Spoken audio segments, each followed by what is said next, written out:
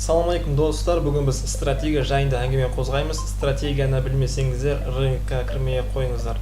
Стратегия бүгін біз нисходящий, восходящий, флет деген стратегияларды қозғаймыз. Алдарыңызда нисходящий тренд болып тұр. Бұл дегеніміз, мысалы, Google-ға жазсаңыздар көресіздер. Нисходящий тренд дегеніміз каждая точка төмендей береді. Точка сопротивления төмендей береді.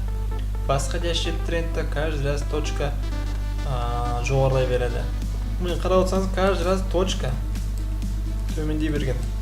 Точка сопротивления төмен түсті, жоғары төмен түсті, жоғары төмен түсті, жоғары төмен түсті. И на жерден уже пробитие. То есть нисходящий тренд бітті, одан кейін восходящий тренд басталды. Восходящий тренд былай айтқанда міне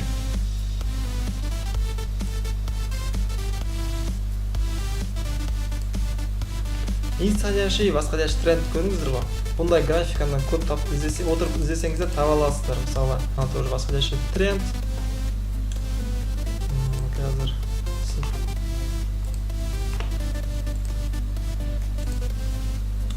көрдіңіздер ғой, графика қалай кетірген.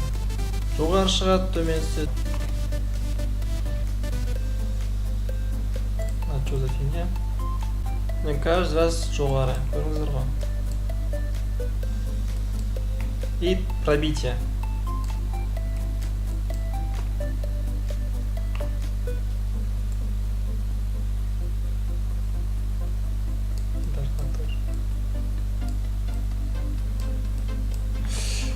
Мне мынау восходящий тренд. Восходящий, нисходящий тренд осылай анықтайсыздар. Потом флет дегенне. Флет дегеніміз екі ортада жылжып тұрады. Ол дегеніміз флет уже.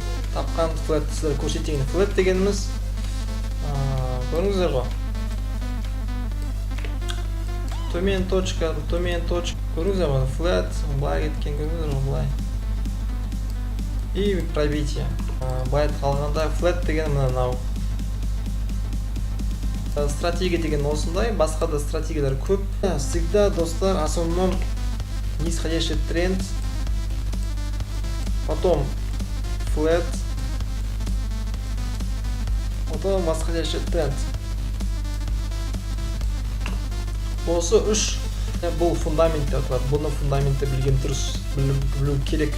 Осы үш стратегияны сіздер қолданып, біліп жаттап алыңыздар. Достар, бәріне сәттілік, пока, гудбай, сау бол. Ты кто такой? Давай, до свидания.